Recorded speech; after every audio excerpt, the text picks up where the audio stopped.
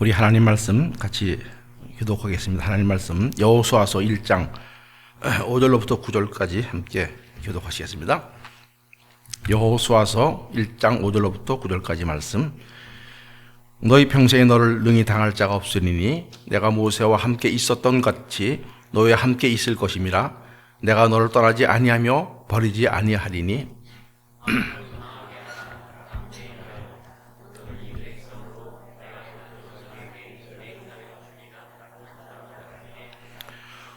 오직 너는 마음을 강하게 하고 굳게 담대히 하여 나의 종 모세가 내게 명한 율법을 다 지켜 행하고 좌로나 우로나 치우치지 말라.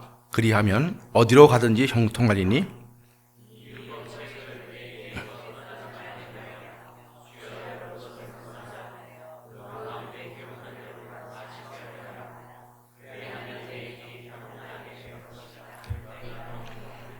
함께 있습니다. 내가 명한 것이 아니냐. 마음을 강하게 하고 담대히 하라. 두려워 말며 놀라지 말라.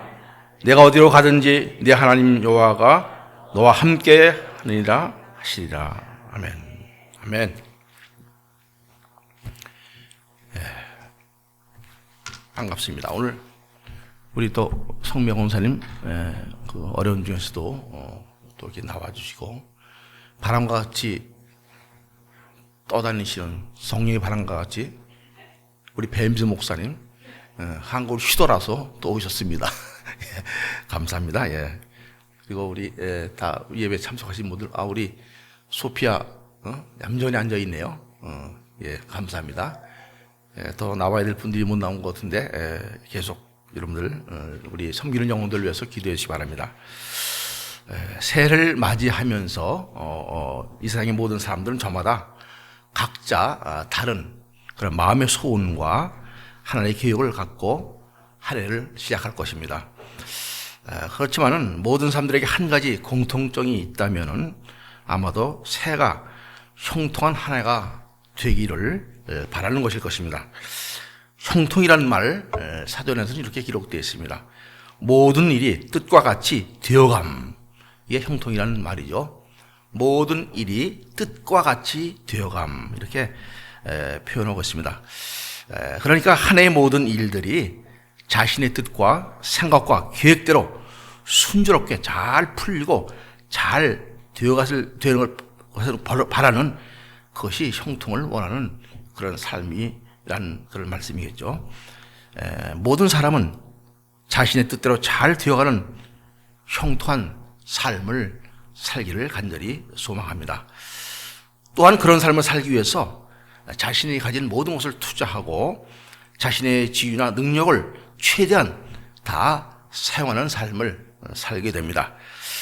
그러나 그럼에도 불구하고 실제로는 형통한 삶을 살기보다는 실패하는 인생이 더 많고 갖가지 문제들로 인해서 절망의 나락에 떨어져 고통을 당하는 사람들이 더욱 많은 것이 우리의 현실일 것입니다.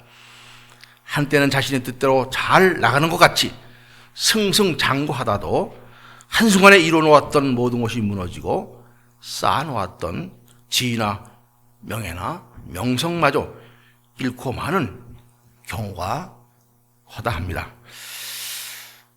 요즘 한국에서 일어나고 있는 대통령 탄핵 사건을 통해서 거기에 연루되어 있는 많은 사람들을 보면서 우리는 이런 사실들을 실감하게 됩니다. 형통은 세상 사람들이 바라는 것, 그것일 뿐만 아니라 성경에서 형통한 삶을 살기를 바라십니다. 성경에서 보면 형통이라는 말이 많이 나오고 있습니다. 그러나 성경에서 말하는 형통의 의미는 사람들이 말하는 형통과는 의미가 좀 다릅니다. 성경에서 말하는 형통은 내 삶이 하나님 뜻대로 이루어져 가는 것, 그것에 더 큰 가치를 두고 있습니다.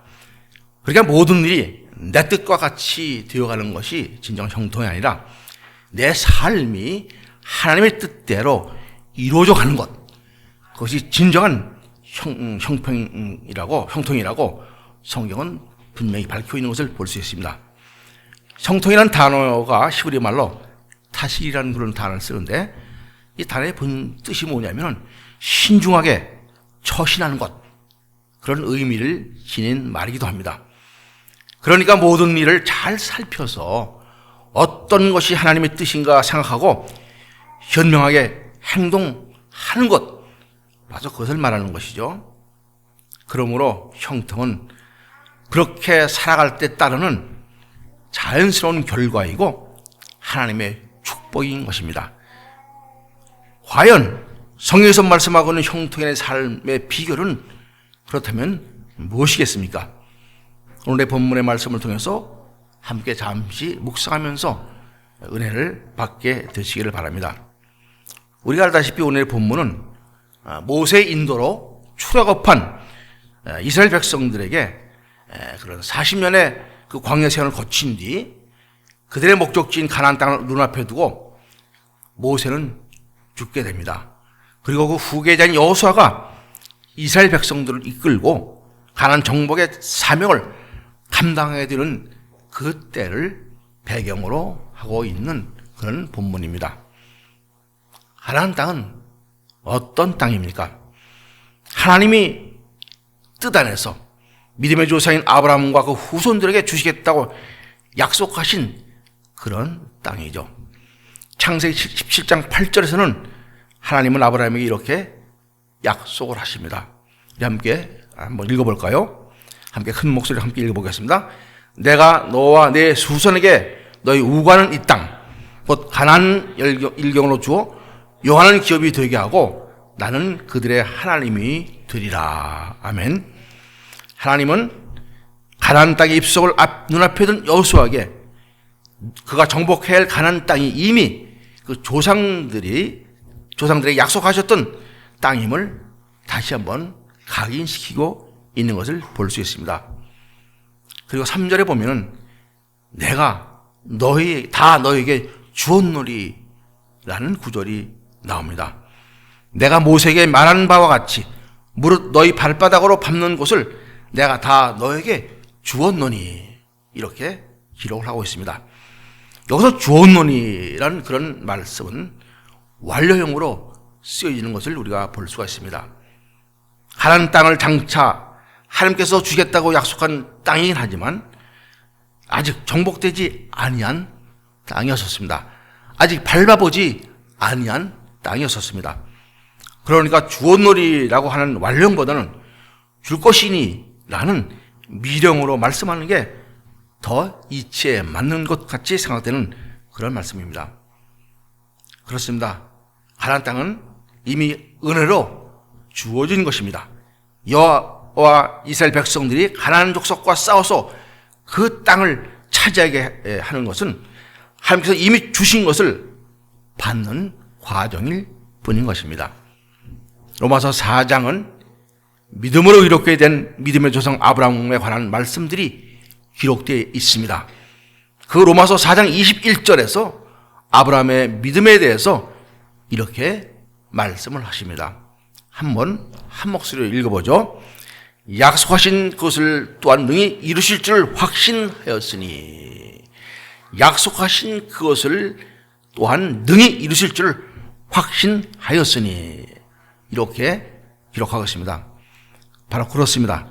형통한 삶을 살기 위한 가장 근본적인 뿌리 같은 것은 하나님이 약속하신 성경의 모든 말씀을 이미 받은 줄로 내 안에 이루어질 것임을 믿는 그런 말씀, 그것이 바로 믿음인 것입니다. 이 시간 우리에게 주신 성경에 기록된 하나님의 약속의 말씀을 우리가 그대로 받은 줄로 믿을 때 하나님의 약속이 그대로 우리 삶 속에 이루어지는 형통한 삶을 살게 되는 것입니다. 우리 모두가 그런 믿음의 사람들이 되시기를 축원합니다. 이제 여호수아와 이스라엘 백성들이 정복해야 할 땅은 비어있는 땅이 아니었습니다. 그곳에는 가나안 족속들이 살고 있었죠. 가나안 족속들, 헷 족속, 아모리, 브리스, 히비 족속, 여버스 족속 같은 가나안의 6족속들이 그 땅에 살고 있는 땅이었습니다. 가나안 땅은 분명 젖과 꿀이 흐르는 기름진 땅이긴 했지만 그곳에 사는 가나안 족속 중에는 네피림 후손과 아낙 자손도 있었습니다. 그들에게 잘 훈련된 군대도 있었고 철병과 같은 이스라엘 백성들에게는 없는 그 당시 첨단의 무기도 그들은 가지고 있었습니다. 40여 년 전에 그 가나안 족속을 정탐한 정탐꾼들이 보고를 받은 이스라엘 백성들은 그들과 싸워 가나안 땅을 정복해야 된다는 현실 앞에서 심히 두려움을 갖게 됩니다. 민수기 13장 31절에서 10명의 정탐꾼은 이렇게 말을 합니다. 그와 함께 올라갔던 사람들은 가로되 우리는 능히 올라가서 그 백성을 치지 못하리니 그들은 우리보다 강하다 하고, 그리고 그들과 비교해서 이스라엘 백성들은 마치 메뚜기와 같다고 그렇게 말하는 것을 볼 수 있습니다. 이에 40여 년이 흐른 지금 여호수아는 다시 그 가나안 족속과 싸워야 될 그런 현실 앞에 놓여 있었습니다. 아마도 40년이 지났기 때문에 가나안 족속들은 그때보다 더 강해져 있었을 것입니다. 더 많은 군대를 거느리고 있었을 것입니다. 반면에 이스라엘 백성들은 40년의 광야 생활을 겪으면서 아마도 지쳐 있었을 것입니다. 당연히 이스라엘 백성들과 여호수아는 그들과 싸워야 하는 현실 앞에서 두려움을 느낄 수밖에 없었을 것이죠. 그런 여호수아에게 하나님 6절에서 마음을 강하게 하고 담대하라고 먼저 말씀을 하십니다. 9절에서도 보면 두려워 말며 놀라지 말라라고 말씀을 합니다. 하나님은 무조건 두려워 말며 놀라지 말고 담대하라고 말씀하신 것이 아닌 것을 우리는 본문에서 발견하게 됩니다. 그들에게 두려워하지 않는 분명한 이유를 먼저 밝히고 있습니다. 그 근거는 하나님이 그들과 함께 하시겠다는 것과 그들을 결코 떠나지 아니하시겠다는 그런 것입니다. 본문 5절에 그런 말씀이죠. 너희 평생에 너를 능히 당할 자가 없으리니 내가 모세와 함께 있었던 것 같이 너와 함께 있을 것임이라. 내가 너를 떠나지 아니하며 버리지 아니하리니. 아멘. 여호수아는 광야 생활을 통해서 모세와 함께하면서 하나님의 능력이 어떤 것인가를 체험했던 그런 사람입니다. 분명히 알았기 때문에 하나님은 다시 모세와 함께했던 그 하나님이 바로 너와 함께 하실 것이라고 이렇게 말씀하면서 여호수아에게 내가 너를 떠나지 아니며 버리지 아니하리라고 이렇게 말씀을 하십니다. 하나님이 함께 하시면 그 어떤 두려움도 물리치고 그 어떤 절망적인 환경에서 기필코 승리할 수 있습니다. 사무엘상 17절에 보면 우리가 다윗과 골리앗의 얘기가 나오고 있죠. 사울과 이스라엘 군대가 블레셋과 싸울 때 블레셋에는 골리앗이라는 장군이 있었습니다.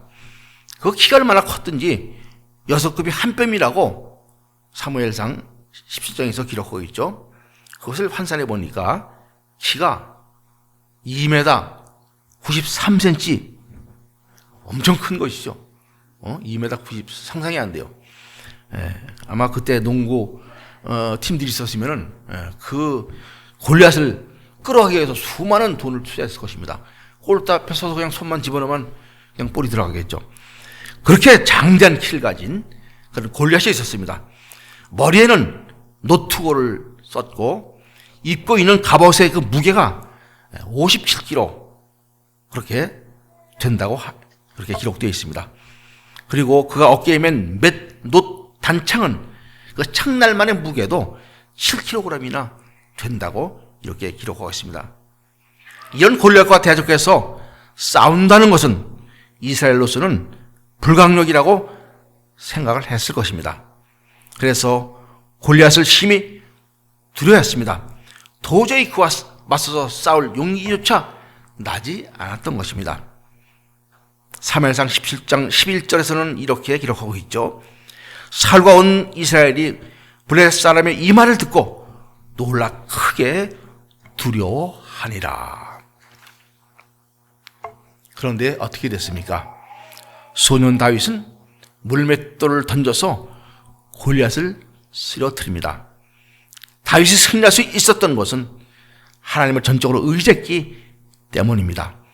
하나님을 의지한 다윗에게 하나님은 함께 하셨던 것입니다. 하나님이 함께 하심을 믿을 때 우리는 세상의 그 어떤 대적 앞에서도 두려워하지 않고 그 대적과 싸워 승리할 수 있는 것입니다. 이것을 믿으시기 바랍니다. 우리 현실의 삶을 보면은 여러 가지 우리의 힘으로 감당하기 어려운 부정적인 요소들, 문제들이 많이 놓여 있는 것을 우리는 볼 수 있습니다. 산 넘어 산이라고 하나의 문제를 극복하고 나가면 또 다른 산이 우리 앞을 가로막고 있는 것을 볼 수 있습니다. 인생 자체가 그런 삶의 연속일 것입니다. 그래서 인생을 고난이라고 비교를 하고 고해라고 표현을 하고 또 그렇게 광야라고 이렇게 표현하고 있는 것을 볼 수 있죠.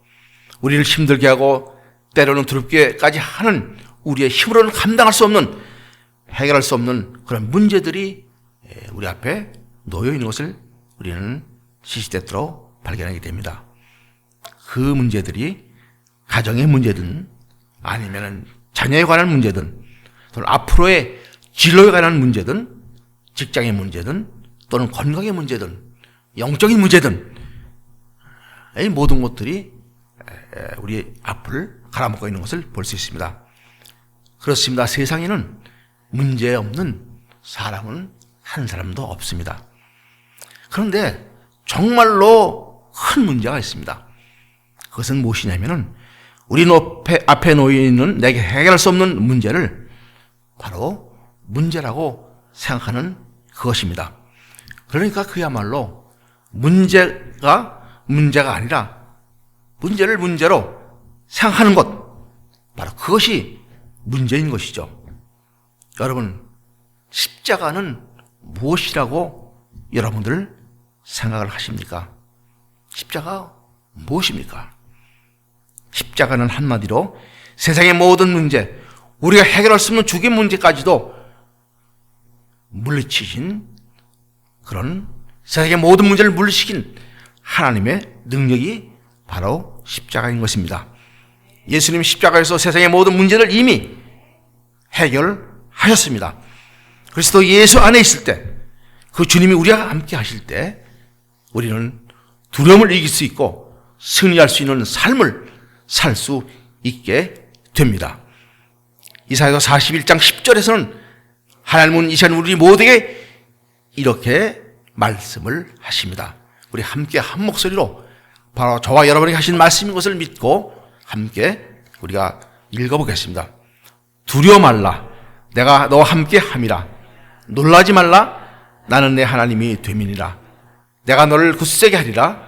참으로 너를 도와주리라. 참으로 나의 의로운 오른손으로 너를 붙들리라. 아멘.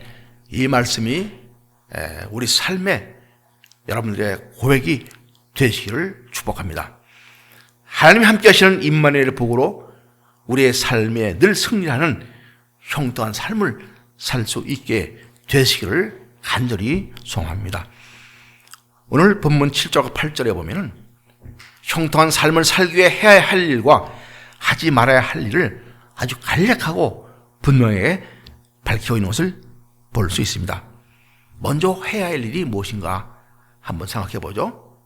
첫째, 하나님의 말씀을 지켜 행하라는 것입니다. 7정 중에 나의 종 모세가 내게 명한 율법을 다 지켜 행하고 이렇게 말씀합니다.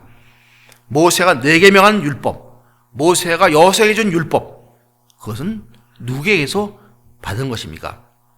그렇죠? 하나님께로부터 받은 것입니다.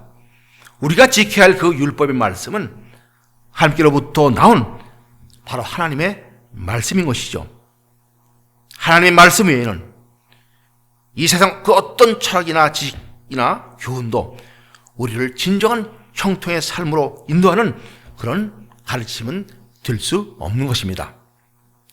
우리가 형통이라는 단어가 모든 일이 뜻과 같이 되어가는 것이라고 이렇게 설교를 시작하면서 제가 말씀을 드렸습니다. 그리고 타식이라는 헤브리어인 원어의 뜻은 신중하게 처신하고 현명하게 행동하는 것을 의미한다고 이미 말씀을 드렸습니다. 하나님의 말씀 안에는 하나님의 뜻이 무엇인지를 밝혀주고 있습니다. 그 하나님의 말씀을 듣고 보고 그 말씀 안에 하나님의 뜻을 신중히 살피고 그 뜻에 맞게 현명하게 행동하는 것, 순종하는 것, 이것이 바로 형통한 삶을 살게 하는 키가 되는 것을 잊지 마시기 바랍니다. 여기 야고보서 1장 25절에 보면 이런 말씀이 기록되어 있죠. 자익케 하는 온전한 율법을 들여다보고 있는 자는 듣고 잊어버리는 자가 아니요 실행하는 자니 이 사람이 그 행하는 일에 복을 받으리라. 아멘. 우리 하나님 말씀을 읽고 묵상하고 들여다볼 때 우리는 그 들은 것, 본 것을 잊어버리는 자가 아니요 실행하는 자가 될 것입니다. 그리고 그런 순종의 삶을 사는 사람들에게 우리는 하나님의 복을 우리에게 주신다고 이렇게 야고보서에 말씀하고 있는 것을 볼 수 있습니다. 우리의 삶 속에서 말씀을 들여다보고 듣고 잊어버리는 자가 아니라 실행하는 자가 되어서 하나님께서 주시는 그 복을 받게 되는 그런 우리가 되시기를 바랍니다. 둘째, 율법의 말씀을 하나님 말씀으로 주야라 묵상하라고 이렇게 말씀하고 있는 것을 볼 수 있습니다. 묵상이란 어떤 의미입니까? 묵상, 그저 무엇인가를 계속, 그것은 무엇인가를 계속 생각함으로 그것이 온 마음과 머리에 차고 넘쳐서 입을 통해서 자연스럽게 고백되고 흘러나오는 그런 상태를 바로 우리는 묵상이라고 정의할 수 있을 것입니다. 우리는 하루에도 별다른 생각을 많이 하고 삽니다. 참으로 별의별 생각을 많이 하고 살죠. 그 생각들이 얼마나 많은지 가끔 말하는 것이지만 5만 가지나 된다고 합니다. 그래서 5만 가지 생각이라고 이렇게 사람들이 표현을 하죠. 오늘날 얼마나 많은 사람들이 하나님 대신 다른 것을 생각하고 사는지 모릅니다. 세상의 문화와 환경이 사람들을 그렇게 살도록 유혹을 하고 많은 사람들이 그 유혹에 그만 넘어가고 맙니다. 우리가 하루 중에 가장 많이 하는 생각, 대화하는 주제가 무엇인가요? 그 주제가 하나님이 기뻐하시는 것입니까? 아니면은 나를 기쁘게 하고 내 만족을 위한 것입니까? 하나님의 뜻이 무엇인지를 깊이 묵상하며 하나님의 뜻이 이루어지도록 순종의 삶을 살았던 다윗은 시편 19장 14절에서 이렇게 고백을 합니다. 우리 함께 그 고백을 읽어보시겠습니다. 나의 반석이시여 나의 구속자이신 여호와여 내 입의 말과 마음의 묵상이 주의 앞에 연락되기를 원하나이다. 나의 반석이시여 나의 구속자이신 여호와여 내 입의 말과 마음의 묵상이 주 앞에 연락되기를 원하나이다. 시편 1장 2절에서 복 있는 사람은 오직 여호와의 율법을 즐거워하며 그 율법을 주야로 묵상하는 자로다라고 말씀을 하고 있습니다. 올 한 해 우리 교회의 표는 하나님을 힘써 알자입니다. 하나님을 힘써 알기 위해서는 최우선적으로 해야 될 일들이 무엇이겠습니까? 하나님의 말씀을 가까이 하고 날마다 주야로 묵상하는 일일 것입니다. 왜냐하면 하나님의 말씀 안에는 하나님 어떤 분이신가를 분명히 밝혀 있기 때문에 그 하나님의 말씀에 묵상하고 하나님의 말씀을 읽고 우리 마음속에 우리 생각으로 기억할 때 우리는 하나님을 알아가게 된다는 것을 잊지 마시길 바랍니다. 그렇게 할 때 우리는 세상에서 하나님의 뜻을 이루는 진정한 형통한 삶을 살 수 있게 될 것입니다. 오늘 보면 7절과 8절에서 말씀하는 형통한 삶을 살기에 하지 말아야 할 것이 나옵니다. 그것은 바로 좌로나 우로나 치우치지 말라는 것입니다. 좌로나 우로 치우치지 않기 위해서 분명한 기준이 있어야 되겠죠. 분명한 기준이 없게 되면 내가 좌로나 우로나 치우쳐 있나 아니냐를 우리가 판단할 수 없을 것입니다. 그 분명한 기준이 무엇이겠습니까? 이것도 역시 하나님의 말씀이 되겠죠. 하나님의 말씀의 참 뜻의 의미를 말하는 것입니다. 우리 마태복음 12장에 보면은 주님을 배척하면서 주님의 가르침에 늘 시비를 걸었던 바리새인들의 그런 관한 말씀이 기록되어 있습니다. 예수님은 하루 안식일에 회당에 들어가서 손 마른 사람이 있는 것을 보시고 그를 고치려고 하십니다. 그런데 그곳에 있던 바리새인들은 안식일에 병 고치는 것이 옳으냐고 주님께 시비를 거는 것을 봅니다. 그런 바리새인들을 향해서 안식일에 양 한 마리가 구덩이에 빠졌으면 구해내지 않겠느냐고 이렇게 반문하시면서 사람이 양보다 얼마나 더 귀하냐고 이렇게 그들에게 말씀하시고 안식일에 선을 향하는 것이 옳으니라고 말씀하시면서 손 마른 사람을 고쳐주십니다. 바리새인들은 말씀은 알았지만은 말씀 속에 담긴 참된 뜻과 정신을 버리고 자신들의 생각을 기준으로 말씀을 문자적으로만 해석했던 것을 볼 수 있습니다. 바로 이런 것이 좌로나 우로 치우치는 그런 것일 것입니다. 하나님의 말씀을 말씀 그대로 받지 못하고 자신에게 유익한 것만, 자신의 입맛에 맞는 것만 취하고 그 말씀을 우리가 대합니다. 이런 일들은 사람들에게 얼마나 자주 발견할 수 있는 일인지를 모르겠습니다. 아마 사람들뿐만 아니라 우리 자신도 그럴 때가 많은 것을 우리는 스스로 깨닫게 됩니다. 나에게 유의되고 내 입맛에 맞는 그런 말씀만 나가 받아들이기 힘들고 용납하기가 힘든 그런 말씀을 애써 외면하는 그런 우리의 모습이 있는 것을 우리는 솔직히 고백할 수 있습니다. 이런 것이 좌로나 우로 치우치는 그런 경우 중 하나가 될 것입니다. 치우친다는 말, 그 원어의 뜻은 고든 길에서 벗어나다, 떠나다 그런 말입니다. 다시 말해서 말씀의 본질을 벗어나서 왜곡해서 어느 한쪽으로 치우치게 되면 그 길은 옳은 길에서 벗어나 결국 형통 길을 가지 못하고 죄악의 올무에 걸리게 되는 그런 길을 가게 되는 것입니다. 성경은 잠언서 4장 27절에서 이렇게 말씀하죠. 이 말씀도 함께 한번 보시겠습니다. 우편으로나 좌편으로나 치우치지 말고 내 발을 악에서 떠나게 하라. 이렇게 말씀합니다. 하나님께서 이미 약속하신 가나안 땅을 정복하기 위해 수많은 전쟁을 치러야만 했던 여호수아에게 하나님이 함께 하실 것을 분명히 밝히시면서 두려워하지 말라고 말씀을 하십니다. 그리고 그 땅에서 형통케 되는 비결을 말씀해 주셨습니다. 그것은 주신 하나님의 말씀을 다 지켜 행하라는 것이었습니다.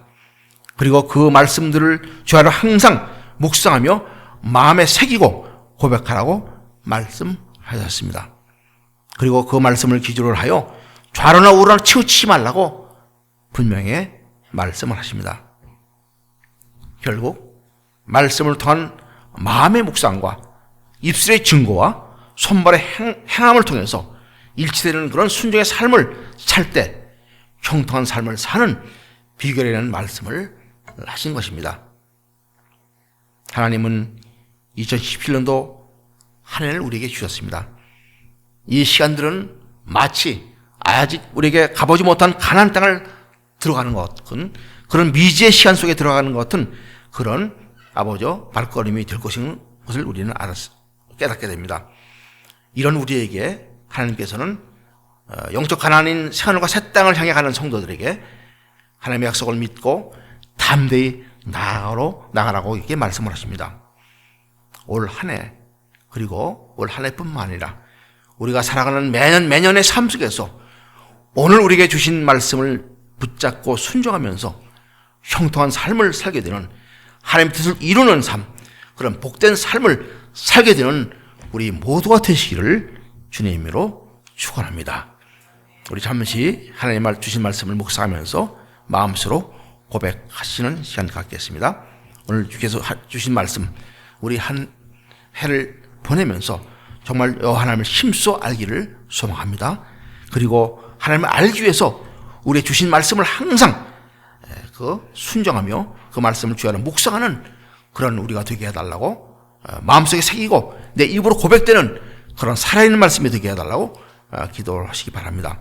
그리고 말씀을 기준으로 좌로나 우로나 치우치지 않는 그런 한 해의 삶이 되게 해달라고 이렇게 고백하시기 바랍니다. 그래서 내 뜻이 이루어지는 그런 한 해가 아니라 바로 하나님의 뜻이 내 삶 속에 이루어지는 그런 형통한 삶을 사는 그런 한 해가 되게 해달라고 여러분들 마음속으로 간절히 우리 주악에 맞춰서 잠시 기도하는 시간 갖겠습니다.